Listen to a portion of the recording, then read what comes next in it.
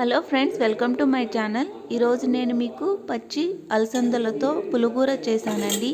ఇది మా ఆంధ్ర చిత్తూరు వాళ్ళు ఎస్పెషల్లీ చేసే స్పెషల్ డిష్. సో ఇది చాలా టేస్టీగా ఉంటుందండి. సీజన్ అప్పుడు ఇది చేసి తినేవాలి. సో దీనికి నేను ముందుగా పచ్చి అలసందలు తీసుకున్నాను. దాన్ని గింజలంతా తీసుకునేసానండి సపరేట్గా. సో ఇలా వేరు చేసి పెట్టుకున్నాను. ఇదంతా ఒకసారి బాగా నీట్గా క్లీన్ చేసి పెట్టేసుకుందామండి. దానికి నేను ముందుగా కడాయిలోకి ఒక 2 to 3 టేబుల్ స్పూన్స్ వరకు ఆయిల్ తీసుకుంటున్నాను. ఇది ఆయిల్లోనే కాసేపు మగ్గనిచ్చాలి కదండి, అందుకే కొద్దిగా నేను ఎక్కువ తీసుకుంటున్నాను. అలాగే ఒక 1/2 స్పూన్ వరకు ఆవాలు పోపు పెట్టుకుంటున్నాను. ఈ పోపు బాగా చిట్లిన తర్వాత పచ్చిమిరపకాయలు వేసుకునేసి బాగా ఆయిల్లో ఫ్రై చేసుకోవాలండి.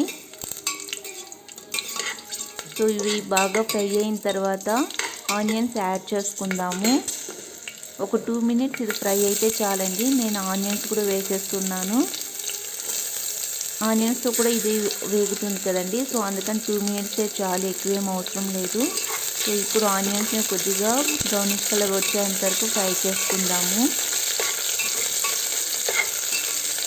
ఇది బాగా ఫ్రై అయిన తర్వాత టమాటోస్ కూడా యాడ్ చేసేసుకుందామండి. ఇది పులిహోర చాలా టేస్టీగా ఉంటుంది. వేడి వేడి అన్నంకి అంత నెయ్యి వేసుకొని తింటే ఎంతైనా తినేవచ్చండి, అంత బాగుంటుంది.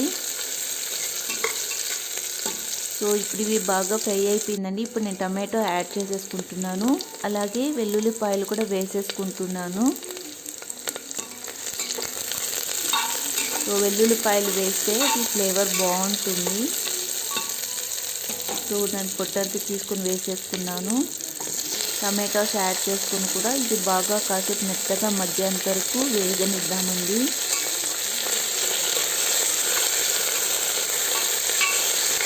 మీరు కూడా ఈ పులిహోర ఒకసారి ట్రై చేసి మీకు ఎలా కుదిరిందో కామెంట్ బాక్స్లో కామెంట్ చేయండి.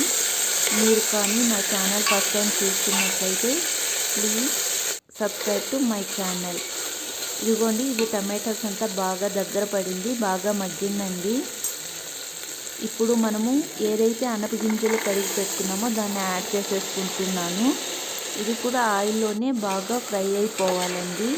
ఒక 20% బాగా ఫ్రై అయ్యేంతవరకు మనం లో ఫ్లేమ్లోనే వేయించుకోవాలి. చాలా కమ్మగా ఉంటుందండి, అసలు టేస్ట్ చెప్పలేనంత బాగుంటుంది.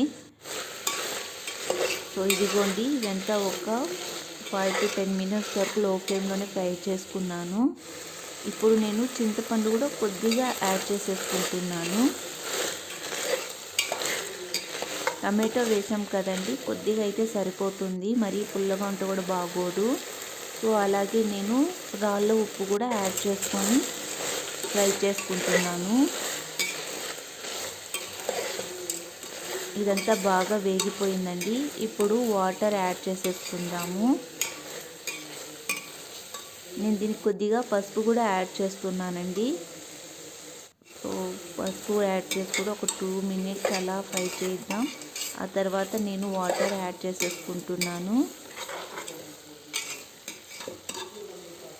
అంతే అండి, ఇదిగోండి బాగా ఫ్రై అయిందిగా. ఇప్పుడు వాటర్ యాడ్ చేసేసుకునేసి ఒక 3 to 4 విజిల్స్ వచ్చేంత కుక్కర్లో ఉడికించుకుందామండి. రెడీ అయిపోయింది. నేను కుక్కర్లో పెట్టి 4 విజిల్స్ వచ్చేంత ఉడికిస్తున్నాను. ఇదిగోండి విజిల్స్ వచ్చేసాయి. సో విజిల్ అంతా పోయిన తర్వాత తీసి చూసి ఇది రెడీగా ఉంది. దీన్ని బాగా స్మాష్ చేసేసుకుందామండి.